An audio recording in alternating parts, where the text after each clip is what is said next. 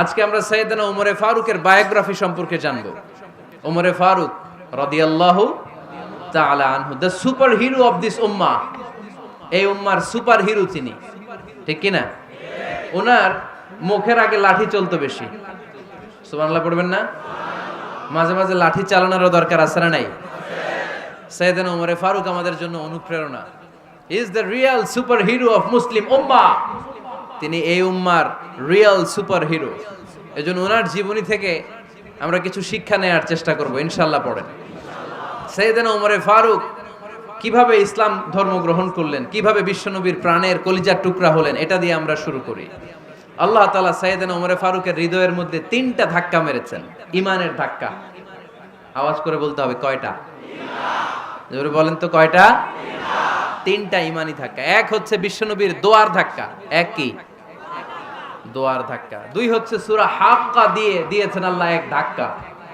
সুবহানাল্লাহ পড়বেন না? 3 হচ্ছে সূরাতু তাহা দিয়ে আল্লাহ দিয়েছেন আরেকটা ধাক্কা। এই 3টা ইমানি ধাক্কা যখন সাইয়েদনা ওমরে ফারুকের হৃদয়ে লাগলো, উনি পড়তে আরম্ভ করেছেন আশহাদু আল্লা ইলাহা ইল্লাল্লাহ ওয়া আশহাদু আন্না মুহাম্মাদান আবদুহু ওয়া রাসূলুহু। চিল্লায়ে পড়েন আল্লাহু আকবার। বিশ্বনবী মক্কায় বসে বসে তাহাজ্জুদের সালাত পড়ে আল্লাহর কাছে দোয়া করলেন, আল্লাহুম্মা আইজ্জাল ইসলাম বিআহাব্বির রাজুলাইনি ইলাইক। ও আল্লাহ, 2 জন লোকের নাম বলবো, 2 জনের দরকার নেই। এই 2 জনের একজনকে আপনি ইসলামের সুশীতল ছায়া তলে এনে ইসলামকে বিজয় দান করে দেন। মুহূর্তের মধ্যে দোয়াটা কবুল করে নিয়েছে কে? বিশ্বনবী বললেন, আল্লাহ 2 জনের নাম বলবো আজকের দোয়ায়। আবি জাহাল ইবনে হিশাম, হয়তো হিশামের বেটা আবু জাহেলকে আপনি ইসলামের ভিতরে নিয়ে আসেন, কিংবা ওমর ইবনুল খাত্তাব, খাত্তাবের বেটা ওমরকে আপনি ইসলামের ছায়া তলে নিয়ে আসেন। ওমরে ফারুকের জন্য দোয়াটা কবুল করে নিয়েছে কে? মক্কার যে অবস্থা, আল্লাহর হাবিব সাল্লাল্লাহু আলাইহি ওয়াসাল্লাম বুঝলেন মক্কার এই 2 জনের একজন যদি আমার সাথে না থাকে তাহলে মক্কায় দাওয়াতি কাজ চালিয়ে যাওয়া যাবে।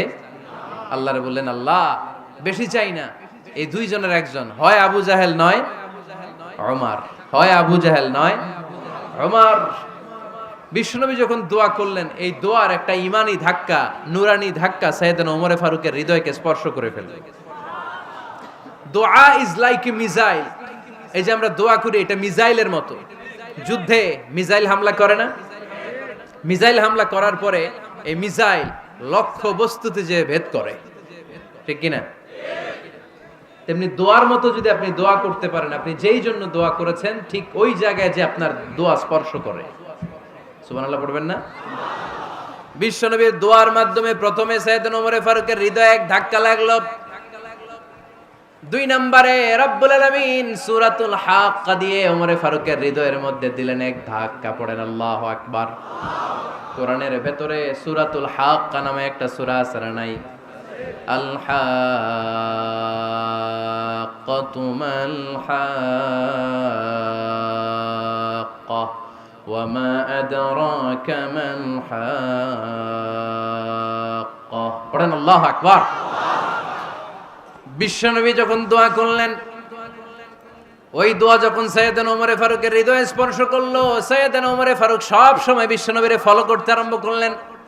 বিশ্বনবী ডানে গেলে লুকিয়ে লুকিয়ে ওমর ফারুক ডানে যায়, বিশ্বনবী বায়ে গেলে লুকিয়ে লুকিয়ে ওমরে ফারুক বায়ে যায়। বিশ্বনবী একবার মসজিদুল হারামে যে নামাজ পড়তে শুরু করলেন, ওমরে ফারুক তখন বিশ্বনবীর পিছু পিছু ছদ্মবেশে পেছন থেকে যে বিশ্বনবী কিভাবে নামাজ পড়ে দেখতে শুরু করলেন। বিশ্বনবী ইন দা মিন টাইম এশার নামাজে আল হাক্কাতু মাল হাক্কা তেলাওয়াত শুরু করে দিলেন। আল হাক্কাতু মাল হাক্কা তেলাওয়াত শুরু করে দিলেন। তেলাওয়াত করতে করতে বিশ্বনবী যখন তেলাওয়াত করতেছে, ওমরে ফারুক এরকম দুলতেছে আর মজা পাচ্ছে। ও মিয়া, বিশ্বনবীর কণ্ঠ বুঝি আমার মতো কণ্ঠ? আপনার মতো কণ্ঠ? আহমদ বিন ইউসুফের কণ্ঠ? আব্দুল বাসিতের কণ্ঠ না?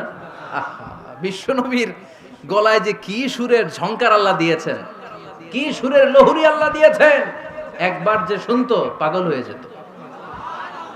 আল্লাহু আকবার। বিশ্বনবী সূরা হাক্কা মন্ত্রমুগ্ধ তেলাওয়াতে, মন্ত্রমুগ্ধ সুর দিয়ে, মন্ত্রমুগ্ধ কণ্ঠ দিয়ে তেলাওয়াত করতে লাগলেন। এশার সালাতে ওমরে ফারুক দুলতে লাগলেন। ওমরে ফারুক যত শুনেন অবাক হয়ে যায়, যত শুনেন অবাক হয়ে যায়, যতই শুনে অবাক। কিরে? কারণ তিনি আরবি ভাষা বুঝতেন, এত সুন্দর শব্দের গাঁথনি। এত প্রাঞ্জল বর্ণনা, এত সুন্দর অন্তমিল, এটা কবিতা না হয়ে পারে না। উনি মনে মনে ভাবলেন এটা মনে হয় কবিতা, it might be poem, it could be poem. Muhammad মনে হয় কবি হয়ে গেছে, তার কাব্য প্রতিভা দিয়ে সে এটা বানিয়েছে। তা না হলে এত সুন্দর কথা এটা কবিতা না হয়ে পারে। ইন দ্য মিন টাইম বিশ্বনবী কিন্তু দেখতেছে না যে পেছনে ওমর। বিশ্বনবী তেলাওয়াত করছিলেন, ইন দ্য মিন টাইম বিশ্বনবী পড়ছিলেন ওমা হুয়া বিকাউলি শাইরিন কলিলাম মা তুমিনুন। এই আয়াতের অর্থ হলো এটা কোনো কবির কথা নয়, খুব অল্প সংখ্যক লোকই তোমরা ঈমান আনো। সুবহানাল্লাহ পড়ে। এটাকে বলে কোইন্সিডেন্ট। কোইন্সিডেন্ট, হুট করে অনেক সময় মিলে যায়, যায় কি যায় না? আপনি একজনের কথা ভাবতেছেন, বাজারে গেলেন, বাজারে যেই দেখেন ওই লোকটা দাঁড়ায় আছে, এরকম হয় কি হয় না? কোইন্সিডেন্ট। ওমরে ফারুক মনে মনে যেটা ভাবতেছে ওই কথা দিয়ে বিশ্বনবী তেলাওয়াত করতেছে, আল্লাহু আকবার। বিশ্বনবী যে আয়াত তেলাওয়াত করছিলেন, আয়াতের অর্থ হলো এটা কোনো কবির বানানো কবিতা না, খুব অল্প সংখ্যক লোকই তোমরা ঈমান আনো। ওমরে ফারুক আটকে উঠলেন, থমকে দাঁড়ালেন। ঘটনা কি? আমি মনে মনে ভাবলাম কি রে, এত সুন্দর কথা, এটা তো মানুষের কথা হতে পারে না, এটা নিশ্চয়ই কবিতা, কবির কথা। কিন্তু মুহাম্মদ এখন আবার পড়তেছে ওমা হুয়া বিকাউলি শাইর, এটা কোনো শায়েরের, কবির কথা নয়। কলিলাম মা তুমিনুন, অল্পই তোমরা ঈমান আনো। তার মানে আমার মনে যা চলে মুহাম্মদ এটা টের পায়। মুহাম্মদ গণক। নাউজুবিল্লাহ পড়বেন না? মুহাম্মদ অনেক বড় মাপের একজন গণক। মানুষের হৃদয়ে কি চলে, মনে মনে কি ভাবে, মুহাম্মদ না দেখেও বলে দিতে পারে। ইন দা মিন টাইম বিশ্বনবী পরের আয়াতে পড়লেন ওয়ালা বিকাউলি কাহিনিন কলিলাম মা তাযাক্কারুন। এই আয়াতের অর্থ হলো এটা কোনো গণকের বানানো গণনা নয়, খুব অল্প সংখ্যক লোকই তোমরা উপদেশ হিসেবে এটাকে মানো। সুবহানাল্লাহ পড়েন। এবার আর ওমরে ফারুকের সহ্য হয় না, কি আজীব তামাশা। প্রথমে মনে করলাম কবিতা, মুহাম্মদ কয় কবি না, সে কবি না, এটা কবিতা না। তারপর ভাবলাম সে গণক, সে আয়াত পরে পরে বলে দিল এটা গণনা নয়, তাহলে এটা কি? এটা কি কবিতাও না, গণনাও না, তাহলে এটা কি? বিশ্বনবী তখন বললেন তানজিলুম মির রাব্বিল আলামিন। সুবহানাল্লাহ পড়েন। পরের আয়াত ছিল তানজিলুম মির রাব্বিল আলামিন। এটা দুনিয়ার কোনো কবির বানানো কবিতা না, এটা কোনো গণকের গণনা না, এটা কোনো সাহিত্যিকের বানানো সাহিত্য নয়, এটা মহাবিশ্বের পরিচালক রব্বুল আলামিনের কাছ থেকে পাঠানো কিতাব কোরআন। সূরা হাক্কার ধাক্কায় ওমরে ফারুক কাইত। প্রথমে ধাক্কাটা লাগলো যে দোয়া। বিশ্বনবী তাহাজ্জুদে কেঁদে দোয়া করলেন, আল্লাহ হয় আবু জাহেল রে দিবা নাইলে ওমর রে দিবা। ওই দোয়া ওমরে ফারুকের হৃদয়ে ছোঁয়া লেগেছে। এরপর হাক্কা, সূরাতুল হাক্কা দিয়ে দিলে এক ধাক্কা। এই ধাক্কা খেয়ে উথাল পাথাল হৃদয়ের মধ্যে, হায় রে এ কি বাণী, এ কেমন কথা, কে মুহাম্মদ? তারপরও শয়তানের ওয়াসওয়াসা আছে না নাই? আল্লাহ বলে যতই ওয়াসওয়াসা ওমরকে দেয়া হোক, আমি ওমরে ফারুককে এই মুসলিম উম্মতের সেনাপতি বানিয়ে ছাড়বো, আমি সেনাপতি বানাবো। এবার 3 নাম্বার ডোজ। ডাক্তারের কাছে গেলে প্রথমে দেখবেন সিম্পল ডোজ দেয়, নরমাল ওষুধ, এটাতে কাজ না হলে ডোজ বাড়ায়, একেবারে কাজ না হলে অ্যান্টিবায়োটিক মারে, আছে না নাই? আল্লাহ প্রথমে দোয়ার ছোঁয়া লাগালেন, তারপর সূরা হাক্কা দিয়ে ধাক্কা মারলেন, এরপরে রব্বুল আলামিন বলেন এবার 3 নাম্বার ডোজ সূরা তহা দিয়ে আমি তোমার হৃদয়টারে উজালা বানায় দেব রে ওমর। শয়তান ওদিক দিয়ে ওয়াসওয়াসা, খেলা দুই দিক থেকে চলতেছে। আল্লাহ তাআলা হেদায়েতের রাস্তায় টানছে, শয়তান জাহান্নামের দিকে টানছে। ঘোষণা দেয়া হলো মক্কায়, মুহাম্মদের মাথা কেটে এনে দিলে এত এত স্বর্ণ মুদ্রা দেয়া হবে। ওমরে ফারুক রাজি হয়ে গেলেন, নাঙ্গা তলোয়ার নিয়ে বিশ্বনবীর মাথা কাটার জন্য ছুটলেন। নাউজুবিল্লাহ পড়বেন না? বনু জাহরা গোত্রের এক লোক বলে, আইনা ইয়া আমার, কই যাও? মুহাম্মদের মাথা কাটতে যাই। আরে মুহাম্মদের মাথা কাটতে যাও? তোমার বোন ফাতিমা বিনতে খাত্তাব আর তোমার বোন জামাই সাঈদ কদ সাবা, এরা তো ধর্ম ত্যাগ করে ফেলছে, এটা তো আমাদের ধর্ম ত্যাগ করে মুহাম্মদের ফলোয়ার হয়ে গেছে। আগে ওমর ঘর সামলাও, পরে মুহাম্মদের মাথা কাটতে যেও।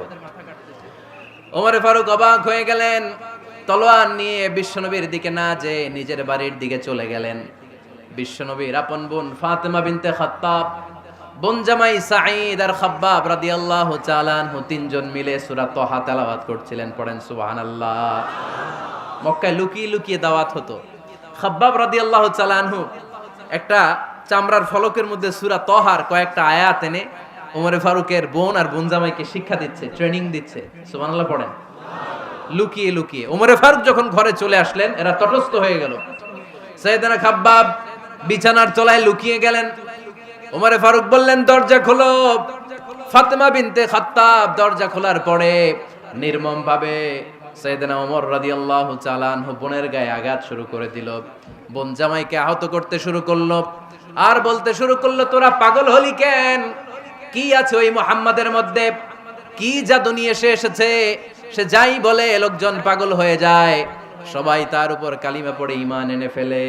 কি এমন জিনিস তোদের কাছে আছে যেটা দেখে মুহাম্মদকে তোরা ভালোবাসলি? কি আছে? কি পড়তেছিলি আমারে দেখা। ফাতেমা বলে, ইন্নাকা রিজসুন লা ইয়ামাসসুহু ইল্লাল মুতাহহারুন। ও আমার ভাই ওমর, তুমি নাপাক। তুমি কি? লা ইয়ামাসসুহু ইল্লাল মুতাহহারুন, পবিত্রতা অর্জন না করে এই কোরআন ধরা যায় না। সুবহানাল্লাহ পড়েন। ওমরে ফারুক গোসল করে আসলেন, কারণ ধাক্কা তো আগে কয়েকটা খাইছে। কথা বুঝেন নাই বোধহয়। প্রথমে দোয়ার ধাক্কা, পরে কোন সূরা দিয়ে ধাক্কা? হাক্কা দিয়ে ধাক্কা। 3 নম্বরে এখন আরেকটা ধাক্কা খাবে। গোসল করে আসলেন।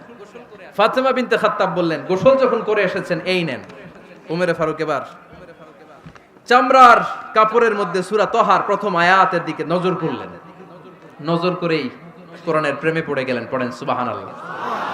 ওমর ফারুক পড়তে আরম্ভ করলেন, তহা মা আনজালনা আলাইকাল কুরআনা লিতাশকা ইল্লা তাযকিরাতাল লিমান ইয়াখশা তানজিলাম মিম্মান খালাকাল আরদা ওয়াস সামাওয়াতিল উলা। সুবহানাল্লাহ পড়েন। উনি পড়তে আরম্ভ করলেন, তহা মা আনজালনা আলাইকাল কুরআনা লিতাশকা, এই কোরআনকে আমি তোমাদের হতভাগ্য জাতি হিসেবে দুনিয়ায় থাকার জন্য পাঠাই নাই। এটা রব্বুল আলামিনের পক্ষ থেকে এসেছে। যারা রবকে ভয় করে তাদের জন্য আছে উপদেশ। যিনি আকাশ বানিয়েছেন, জমিন বানিয়েছেন, ওই আল্লাহ তাআলা নিজেই এই কোরআন পাঠিয়েছে। আওয়াজ করে পড়তে হবে, আল্লাহু আকবার। উনি খুব ভালো আরবি জানতেন। সূরা তহা পড়ার পরে আর ধৈর্য ধারণ করতে পারে না। ওমর ফারুক ছোট্ট বাচ্চার মতো কান্না শুরু করে দিলেন। আল্লাহু আকবার। সূরা তহাটা হাতে নিয়ে, তলোয়ারটা হাতে নিয়ে বিশ্বনবীর দিকে ছুটতে আরম্ভ করলেন। আইনা মুহাম্মদ, কোথায় মুহাম্মদ? তোমরা আমাকে মুহাম্মাদের কাছে নিয়ে চলো। বিশ্বনবী তখন সাফা পাহাড়ের পাদদেশে দারুল আরকাম ইবনে আলকামের ঘরে লুকিয়ে লুকিয়ে কোরআনের দাওয়াত দিতেন। ওমরে ফারুককে পাগলের মতো ছুটে আসতে দেখে বিশ্বনবীর চাচা হামজা ইবনে আব্দুল মুত্তালিব বলল, নবী আপনি পালান। ওই যে খাত্তাবের বেটা ওমর আপনাকে অপমান করার জন্য, আক্রমণ করার জন্য তেরে এসেছে। সাহাবীরা বললেন, নবী আপনি পালিয়ে যান, আমরা সামাল দেব। বিশ্বনবী বললেন, না আমি পালাবো না, বরং তোমরা সরে যাও।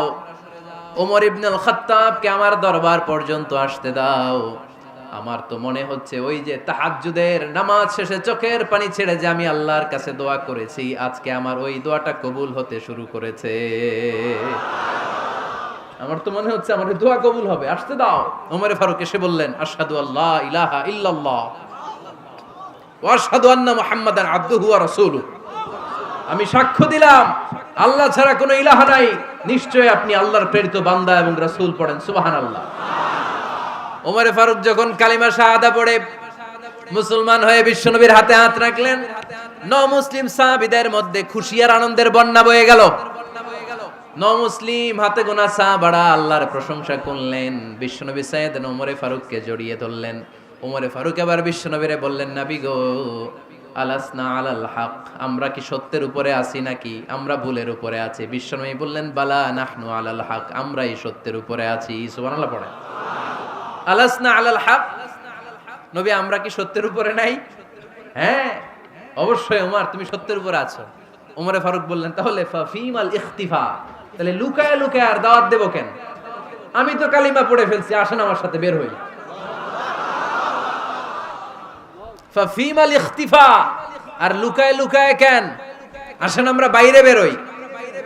বিশ্বনবী বললেন, ওমর এটা মাক্কি জীবন, এখানে আমরা একটু গোপনে গোপনে দাওয়াত দিতে চাই। ওমরে ফারুক বলে, না, আমার দায়িত্ব, আমি একটা মিছিল দিতে চাই নবী। আল্লাহর নামের তাকবীর দিতে দিতে দারুল আরকাম থেকে শুরু করে মসজিদুল হারাম পর্যন্ত একটা মিছিল দিয়ে আমি মক্কা কাঁপাইয়া দেব। অনুমতি দেন। বিশ্বনবী দিতে চায় না। ওমরে ফারুক অনেক বুঝানোর পরে স্বল্প পরিসরের একটা অনুমোদন পাওয়া গেল বিশ্বনবী সাল্লাল্লাহু আলাইহি ওয়াসাল্লামের কাছ থেকে। কিন্তু মিছিল যে দিবে, মিছিলের জন্য লোকের দরকার আছে না নাই? এখানে লোক নাই, আমি একাই মিছিল দিতেছি। এটা জমবে? মিছিল জমবে? খুঁজে উনি 11 জন মুসলিম সাহাবা পেলেন। কয়জন? ওমরে ফারুক বললেন 11 জনই সই। এই 11 জন নিয়েই আমি আল্লাহর নামের তাকবীর দেব। 2 লাইন করলেন। কয় লাইন? 2 লাইন।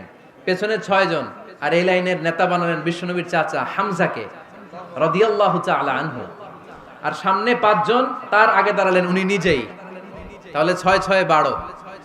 বললেন এই 2 লাইনই আমরা তাকবীর দিতে দিতে, বেশি না, এই দারুল আরকামের ঘর থেকে, আপনারা জানেন যে সাফা মারওয়া এখন যে সাই হয়, এই সাফার পাদদেশে ছিল দারুল আরকামের ঘর।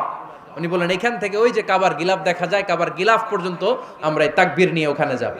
সুবহানাল্লাহ পড়বেন না? ওখানে উনি দাঁড়িয়ে ছোট্ট একটা ভাষণ দিয়েছিলেন। উনি বলেছিলেন, মান আরাদা আন তাসকুলা উম্মু ওয়া ইয়াতামা ওয়ালাদু ওয়া তারমিলা যাওজাতুহু ফালিয়াসুদ্দানি। খেয়াল করে শুনেন, কান দুইটা খরগোশের কানের মতো খাড়া করেন। উনি এক বাক্যের একটা ভাষণ দিলেন। ভাষণ দিতে জানলে বড় ভাষণ দেয়া লাগে না। এক বাক্যের ভাষণ দিয়ে গোটা বিশ্বকে ঝাঁকুনি মারা যায়। চিল্লায় বলো ঠিক কিনা? ওমরে ফারুক এক বাক্যের একটা ছোট্ট ভাষণ দিলেন। মান আরাদা আন তাসকুলা উম্মু, কে আছো মায়ের এই মক্কায়, কে আছো মায়ের বুক খালি করতে চাও? ইয়া আচামা ওয়ালাদু, কে আছো বাচ্চাগুলারে, নিজের সন্তানগুলোরে ইয়াতিম বানাতে চাও? কে আছো তারমিলা যাওজাতুহু, নিজের স্ত্রীকে বিধবা বানাতে চাও? ফালিয়া সুদ্দানি, বুকের পাটা থাকলে আমি ওমর রে থামাও। ফালিয়া সুদ্দানি, দেখি মক্কায় কার এত বড় বুকের পাটা। কে আছো মায়ের বুক খালি করতে চাও, সন্তান রে এতিম বানাতে চাও, স্ত্রীকে বিধবা বানাতে চাও? ফালিয়া সুদ্দানি, পারলে আমারে ঠেকাও। এই বলে উনি আল্লাহু আকবার, আল্লাহু আকবার, আল্লাহু আকবার বলে স্লোগান শুরু করে দিলেন। এক এক স্লোগানে মক্কার মরুজমিন থারথার করে কাঁপতে আরম্ভ করলো। এই মিছিল মক্কার কেউ দেয় নাই। মিছিলের আওয়াজ শুনে আবু জাহেল বাইরিস, উতবা বাইরিস, শাইবা, ওয়ালিদ ইবনে মুগিরা সব বের হয়েছে। কিরে, আমার এলাকায় এত বড় স্লোগান, কার এত সাহস? বের হয়ে দেখে মিছিলের সামনে ওমর। ওমর রে দেখে দিছে এক দৌড়। কারণ ওমরে ফারুককে থামানোর মতো বাপের বেটা মক্কায় দ্বিতীয়টা কেউ ছিল না। আওয়াজ করে বলেন ঠিক কিনা? ওমরে ফারুক আল্লাহু আকবার, আল্লাহু আকবার বলে স্লোগান দিতে দিতে মসজিদুল হারামের ভেতরে ঢুকে গেল। কাবার গিলাফ ধরার পরে সেদিন মিছিল থেমেছে। ওই আল্লাহর নামের স্লোগান সেদিন কেউ থামাতে পারে নাই, কিয়ামত পর্যন্ত কেউ থামাতে পারবে না। চিল্লায় বলো ঠিক কিনা?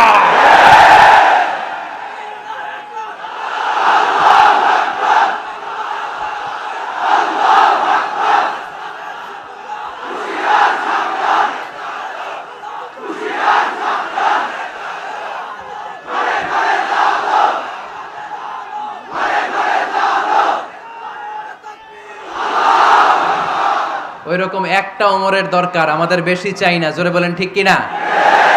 দাও খোদা দাও আমায় আবার ওমর দারাজ দিল, দাও খোদা দাও আমায় আবার ওমর দারাজ দিল, দাও আলীর মতো বীর সেনানি, আলীর মতো বীর সেনানি জাগাতে নিখিল,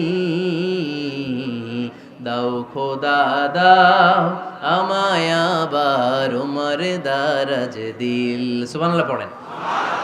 একটা ওমর লাগবে। চিল্লায় বলেন কয়টা? ওই ওমরের অপেক্ষায় বাংলাদেশ সহ গোটা মুসলিম উম্মাহ, ঠিক কি না? একটা ওমরই যথেষ্ট। আমাদের সেন্ট্রাল লিডারশিপ নাই তো, আমাদেরকে এদিকে লাথি মারলে আমরা ওইদিকে যাই, ওদিক থেকে গুতা মারলে আমরা এদিকে যাই। আমাদের রিপ্রেজেন্টেটিভ, আমাদের প্রতিনিধিত্ব করার মতো কোনো কেন্দ্রীয় লিডারশিপ নেতৃবৃন্দ গোটা বিশ্বে নাই, ঠিক কি না? আমরা সেই ওমরে ফারুকের অপেক্ষায়, আমরা সেই ইমাম আল মাহদির অপেক্ষায়। এই ওমরে ফারুক আমাদের মডেল। ঠিক কি না? থার্ড ইন পজিশন, এই পুরা উম্মতের মধ্যে ওনার পজিশন নাম্বার 3। 1 নাম্বার পজিশন বিশ্বনবীর, কার? 2 নাম্বার পজিশন কার? আবু বকর। 3 নাম্বার পজিশন কার? ওমরে ফারুকের। বিশ্বনবী বলতেন লা নবিয়্যা বা'দি, লা নবিয়্যা বা'দি, আমার পরে কোনো নবী নাই। ওয়ালা রাসূলা, আমার পরে কোনো রাসূলও নাই। আমার নবীর পরে আর কোনো নবী আছে? আমার নবীর পরে আর কোনো রাসূল আছে? এই যে কাদিয়ানি যে একটা সম্প্রদায় আছে, এরা কি মুসলিম নাকি অমুসলিম? মুসলিম সম্প্রদায়ের সাথে এদের কোনো সম্পর্ক নাই। চিল্লায় বলেন ঠিক কি না? এরা যদি মুসলমান হতে চায়, আমার নবী দ্য লাস্ট মেসেঞ্জার বিশ্বনবীকে খাতামুন নবী হিসেবে সংবাদ সম্মেলন করে গোটা বিশ্বকে জানাই দিতে হবে, তারপরে তাদেরকে আমরা মুসলিম হিসেবে স্বীকৃতি দিব। চিল্লায় বলেন ঠিক কি না? তা না হলে তারা কোন ধর্মের এটাকে জানাই দিতে হবে। No inferiority complex, no identity crisis. Identity ক্রাইসিসে থাকা যাবে না। আপনারা কোন ধর্মের এটা জানায় দেন। আপনারা বিশ্বনবীরও শেষ নবী মানবেন না, আবার মুসলিম বলেও নিজেদেরকে ট্যাগ লাগাতে চাইবেন। সাধারণ মুসলমানরা এটা এই ধোঁকাবাজি মানে না। চিল্লায় বলেন ঠিক কি না? আমার নবীর পরে কোনো নবী নাই, আমার রাসূলের পরে কোনো রাসূল নাই। ঠিক কি না? আল্লাহর হাবিব বলতেন লাউ কানা বা'দি নাবিয়্যুন লাকানা উমর, তবে আমার পরে যদি নবী হওয়ার যোগ্যতা কারো থাকে, আমার ওমরের ওই যোগ্যতা আছে। সুবহানাল্লাহ পড়েন। প্রভু তুমি বলেছো রাসূল দেবে না, বলনি দেবে না ওমর, বলনি দেবে না হামজা তারি, খালিদ বিজয় সমর। প্রভু তুমি বলেছো রাসূল দেবে না, বলনি দেবে না ওমর, বলনি দেবে না হামজা তারি, খালিদ বিজয় সমর। প্রভু তুমি বলেছো রাসূল দেবে না। সুবহানাল্লাহ পড়েন। এজন্য আমরা একটা ওমর চাই। কয়টা? বেশি লাগবে? নেতার মতো নেতা কয়টা লাগে? জোরে বলেন কয়টা? Enough, that's enough. Omar Farooq our super hero. ওনার সাথে বিশ্বনবী সাল্লাল্লাহু আলাইহি ওয়াসাল্লামের মুসাহারার সম্পর্ক ছিল। ওমরে ফারুক যে বিশ্বনবীর শ্বশুর, এটা অনেকে জানেই না। ওমরে ফারুক রাদিয়াল্লাহু তাআলা আনহু বিশ্বনবীর শ্বশুর ছিলেন। এটা আজকে নতুন শুনছেন। কে কে হাত তোলেন? দেখছেন হুজুর? সঠিক বলছি না আমি? অনেকে আমরা জানি না। মাশাআল্লাহ, জানতে লজ্জা নাই, শিখতে লজ্জা নাই। লজ্জা হচ্ছে অজ্ঞতায় আর মূর্খতায়। ঠিক কি না? আমরা শিখতে রাজি আছি। যে কথা বলে আমরা তার ছাত্র। আমার আগে হুজুর কথা বলতেছিলেন, আমরা ছিলাম ছাত্র। এখন আমি কথা বলতেছি, এখন আমরা সবাই হয়ে গেছি ছাত্র। ঠিক কি না? যিনি বলেন তিনি শিক্ষক, বাকিরা আমরা ছাত্র। ঠিক কি না? 4 খলিফার 2 খলিফা, ইসলামের 4 খলিফার 2 খলিফা বিশ্বনবীর মেয়ের জামাই, আর বাকি 2 খলিফা বিশ্বনবীর শ্বশুর। সুবহানাল্লাহ পড়েন। সাইয়েদনা আলী রাদিয়াল্লাহু তাআলা আনহু, সাইয়েদনা উসমান যুন-নূরাইন বিশ্বনবীর মেয়ের জামাই। উসমান রাদিয়াল্লাহু তাআলা আনহুর কাছে বিশ্বনবী 2 মেয়েকে বিয়ে দিয়েছিলেন। একজন মারা যাওয়ার পরে আরেকজন। বিশ্বনবী বলেছেন এরপরে আরেকটা থাকলে ওইটারও বিয়ে দিতাম। সুবহানাল্লাহ পড়বেন না? 2 জন ছিল মেয়ের জামাই আর 2 জন ছিল শ্বশুর। সাইয়েদনা আবু বকর শ্বশুর, বিশ্বনবীর স্ত্রী আম্মাজান আয়েশা রাদিয়াল্লাহু তাআলা আনহার বাবা। বিশ্বনবীর স্ত্রী আম্মাজান হাফসা রাদিয়াল্লাহু তাআলা আনহার বাবা ছিল সাইয়েদনা ওমর ফারুক। চিল্লায় পড়েন আল্লাহু আকবার। জানো তো না পজিশন না? সাইয়্যিদু কুহুলিল জান্নাহ, জান্নাতে যত নারীরা যাবে, নারীদের সর্দারিনী হবে সাইয়্যিদাতুনা ফাতেমা রাদিয়াল্লাহু তাআলা আনহা। এই ফরিদপুরের যত ইয়াং স্টারেরা তোমরা যারা জান্নাতে যাবে, তোমাদের লিডার হবে সাইয়েদনা হাসান আর হুসাইন রাদিয়াল্লাহু তাআলা আনহুমা। আর বয়স্ক মুরব্বীরা যারা জান্নাতে ঢুকবেন, আপনাদের লিডার হবে সাইয়েদনা আবু বকর আর সাইয়েদনা ওমর ফারুক রাদিয়াল্লাহু তাআলা আনহু। সুবহানাল্লাহ পড়তে পারলেন না?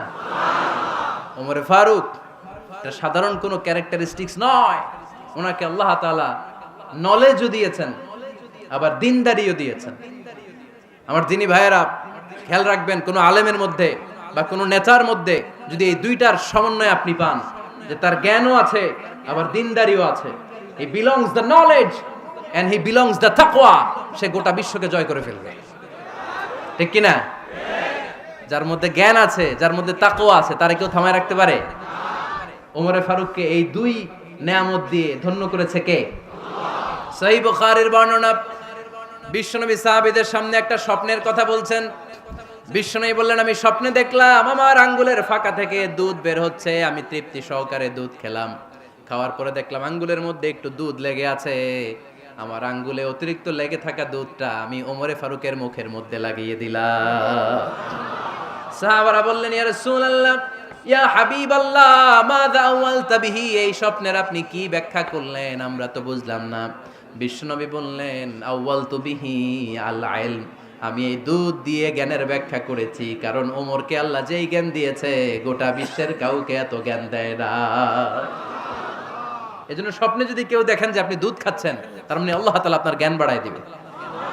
ওমরে ফারুককে দুধ খেয়ে অতিরিক্ত দুধের অংশটা বিশ্বনবী আবু বকর রাদিয়াল্লাহু তাআলা আনহুর মুখে দেন নাই, সাইয়েদনা উসমানের মুখে দেন নাই, আলী রাদিয়াল্লাহু তাআলা আনহুর মুখে দেন নাই। স্বপ্নে ওই অতিরিক্ত লেগে থাকা দুধটা বিশ্বনবী ওমরে ফারুকের ঠোঁটের মধ্যে লাগিয়ে দিয়েছেন। এই হাদিস থেকে প্রমাণ হয় আল্লাহ তাআলা জ্ঞানের নেয়ামতে সাইয়েদনা ওমরে ফারুককে ধন্য করেছেন। আবার বুখারীর বর্ণনা, বিশ্বনবী সাল্লাল্লাহু আলাইহি ওয়াসাল্লাম আরেকটা স্বপ্নের বর্ণনা দিচ্ছেন। তিনি বললেন, তোমাদের সবাইকে স্বপ্নে আমার সামনে দাঁড় করানো হলো। আমি দেখলাম তোমাদের কারো জুব্বা নাভি পর্যন্ত, কারো জুব্বা হাঁটু পর্যন্ত, কারো জুব্বা টাকনু পর্যন্ত। ওমরে ফারুককে যখন স্বপ্নে আমার সামনে দাঁড় করিয়ে দেয়া হলো, আমি দেখলাম ওমরের জুব্বা এত লম্বা, ওমর টেনে হিচড়ে তার জুব্বা নিয়ে সামনে হেঁটে যাচ্ছে। সাহাবারা বললেন, ফামাযা আওয়ালতা বিহি ইয়া রাসূলুল্লাহ, ও আল্লাহর রাসূল, এই স্বপ্ন দিয়ে আপনি কি বোঝাতে চাইলেন, আমরা কিছু বুঝলাম না। বিশ্বনবী বললেন, আউয়ালতু বিহি আদ-দীন, আমি এই হাদিসের দ্বারা দ্বীনের ব্যাখ্যা করলাম, যার জামা যত লম্বা তার দ্বীনদারি তত বেশি। সুবহানাল্লাহ, আসতে পড়েন। স্বপ্নে দেখলেন কোন সাহাবীর জুব্বা নাভি, কোন সাহাবীর হাঁটু, কারোটা টাকনু, কিন্তু ওমরে ফারুকের জুব্বা এত লম্বা, ইয়াজুরু থাওবাহু, তিনি তার জুব্বা টেনে হিচড়ে যাচ্ছেন। বিশ্বনবী বললেন, এটা দ্বারা আমি দ্বীন, আমি তাকওয়া, দ্বীনদারি, তাকওয়া, এটার ব্যাখ্যা করেছি। তার মানে ওমরে ফারুকের তাকওয়ার সামনে সব তাকওয়া পানি হয়ে যাবে। কোন সুবহানাল্লাহ। আল্লাহ তাআলা সাইয়েদনা ওমরে ফারুককে দ্বীনের জ্ঞান দিয়েছেন, তাকওয়া দিয়েছেন। যুবক ভাইরা, যাকে আল্লাহ তাআলা দ্বীনের জ্ঞান দেয়, যাকে আল্লাহ তাআলা তাকওয়ার এই গুণ দিয়ে সমৃদ্ধ করে, তার জন্য গোটা বিশ্বের সব দরজাগুলোকে ওপেন করে দেয় কে? কত বড় মুত্তাকি ছিলেন সাইয়েদনা ওমরে ফারুক। মদিনার সমাজে কয়জন মুনাফিক ছিল বিশ্বনবী ছাড়া কেউ বলতে পারতেন না। বিশ্বনবী কোন সাহাবীকে মুনাফিকদের লিস্ট দিয়ে যান নাই, একজন সাহাবী ছাড়া। দেখি কেউ বলতে পারেন কিনা ওই সাহাবীর নাম? কি নাম? হুযায়ফা ইবনুল ইয়ামান রাদিয়াল্লাহু তাআলা আনহু। ওনাকে বলা হতো সাহিবু সিররি রাসূলিল্লাহ, আল্লাহ রাসূল সাল্লাল্লাহু আলাইহি ওয়াসাল্লামের গোপন তথ্যের ধারক বাহক। সুবহানাল্লাহ পড়বেন না? বিশ্বনবী ইন্তেকালের আগে মদিনার সমাজে মোট কয়জন মুনাফিক আছে, এই তথ্য আবু বকরকে বলেন নাই, ওমর রাদিয়াল্লাহু তাআলা আনহুকে বলেন নাই, উসমান রাদিয়াল্লাহু তাআলা আনহু, আলী রাদিয়াল্লাহু তাআলা আনহু, আশারাতুল মুবাশশিরিনা বিল জান্নাহ কোন সাহাবীকে বলেন নাই। শুধুমাত্র কেবলমাত্র একমাত্র হুযায়ফা ইবনুল ইয়ামান রাদিয়াল্লাহু তাআলা আনহুর কাছে মুনাফিকদের লিস্টে বিশ্বনবী দিয়ে গিয়েছেন। সুবহানাল্লাহ পড়েন। মদিনায় কারা কারা মুনাফিক কেউ জানতো না হুযায়ফা ছাড়া। কে ছাড়া? নামটা আজকে মুখস্থ করেন, যাতে অন্য কোনো ওয়াজে কেউ জিজ্ঞেস করলে বলতে পারেন। মুনাফিকদের লিস্ট যে সাহাবীর কাছে বিশ্বনবী দিয়ে গিয়েছিলেন, সাহাবীর নাম কি? নাম? নামটা কেমন লাগে? ভাল লাগে? অনেকে আমারে জিজ্ঞেস করে, হুজুর আমার ছেলে হবে আগামী মাসে, একটা নাম দেন। নাম দিয়ে দিলাম হুযায়ফা। যাদের হবে ছেলে, এলাকায় যাদের নেক্সট কয়েক মাসে ছেলে হবে, খালি হুযায়ফা চলবে। কি চলবে? ভাল লাগে? নামটা ভাল লাগে? রাইখেন, অনেক সুন্দর নাম। উনি জানতেন মুনাফিক কারা। দেখেন ওমরে ফারুকের তাকওয়ার লেভেলটা কত হাই। ওমরে ফারুক একদিন হুযায়ফা রাদিয়াল্লাহু তাআলা আনহুর কাছে গেলেন, যে বললেন, হুযায়ফা, বিশ্বনবী ইন্তেকালের আগে মুনাফিকদের নামের লিস্টটা কারো কাছে দেয় নাই, আমার জানা নাই, সাইয়েদনা আবু বকরের জানা নাই, কোন সাহাবীর জানা নাই, তুমি ছাড়া। আমি তোমার কাছে জানতে চাই, আমি ওমরের নামটা ওই মুনাফিকদের খাতায় আছে কিনা আমার একটু বলো। আমার ওমরের নামটা ওই মুনাফিকদের লিস্টিতে একটু আছে কিনা, নামটা একটু বলো। যদি থাকে আমি ভালো হয়ে যাব, আমি নেফাকি দূর করে পাক্কা মুমিন হতে চাই। আমার নাম যদি মুনাফিকের লিস্টে থাকে আমি তো শেষ। হুযায়ফা চোখের পানি ছেড়ে দিয়ে বলে, আমিরুল মুমিনিন, কেমন প্রশ্ন করলেন আপনি? আপনি বিশ্বনবীর শ্বশুর, এই উম্মতে আপনার পজিশন 3 নাম্বার। আপনারে মুনাফিকরা ভয় পায়, শয়তান আপনারে ভয় পায়। আপনি জান্নাতে সব বয়স্ক লোকদেরকে নিয়ে জান্নাতের মধ্যে আগে আগে ঢুকবেন, কেমন করে মুনাফিকদের কাতারে আপনার নাম থাকতে পারে? ওমর সুবহানাল্লাহ পড়ে। কি বিনয়ী, কি তাকওয়া! হুযায়ফাকে যে ধরতেন, হুযায়ফা একটু বলো না আমার নামটা মুনাফিকদের লিস্টিতে আছে কিনা। ওমরে ফারুকের যদি এই টেনশন থাকে যে আমি মুনাফিক হয়ে গেলাম কিনা, আমাদের এই টেনশন থাকার দরকার আছে না নাই? হ্যাঁ, যেন সব সময় আল্লাহর কাছে দোয়া করতে হবে, আল্লাহ তুমি নেফাকি থেকে আমাদেরকে বাঁচাও। আরো জোরে পড়েন আমিন। ওমরে ফারুক রাদিয়াল্লাহু তাআলা আনহু আমাদের সুপার হিরো, আমাদের সবাই বলেন আমাদের। উনি কত বড় সুপার হিরো শুনেন। উনি জুমার খুতবা দিচ্ছেন। কি দিচ্ছেন? মসজিদে নববীতে খুতবার মাঝখানে হঠাৎ বললেন, ইয়া সারিয়াতাল জাবাল, ইয়া সারিয়াত ইবনে জানিমিল জাবাল। এই কথা বলেই আবার খুতবা দিতে শুরু করলেন। ওনার এই ইয়া সারিয়াত ইবনে জানিমিল জাবালের সাথে আগের কথারও কোনো মিল নাই, পরের কথারও কোনো মিল নাই।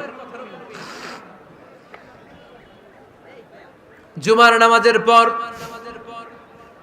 মুসল্লি সাহাবারা ধরলেন, বললেন, ইয়া আমিরাল মুমিনিন। খুতবার মাঝখানে হঠাৎ করে ইয়া সারিয়াত ইবনে জালিমিল জাবাল বলে আপনি চিৎকার করলেন কেন? আপনার এই বাক্যের সাথে আপনার খুতবার আগের বাক্যের কোনো মিল নাই, আপনার খুতবার পরের বাক্যেরও কোনো মিল নাই। এই কথা আপনি কারে বললেন? কারে উদ্দেশ্য করে বললেন? এই কথার তাৎপর্য কি আমাদেরকে বুঝিয়ে বলেন। ওমরে ফারুক বললেন, আমি যখন খুতবা দিচ্ছি আমি দেখতে পেলাম ওই যে কয়েক মাস আগে আমি আমার মুসলিম সেনাবাহিনী পারস্যে আক্রমণের জন্য পাঠিয়েছি, বর্তমান ইরানের ওই বিশাল এলাকাতে পারস্যে আমি আমার ব্যাটালিয়ন পাঠিয়েছি।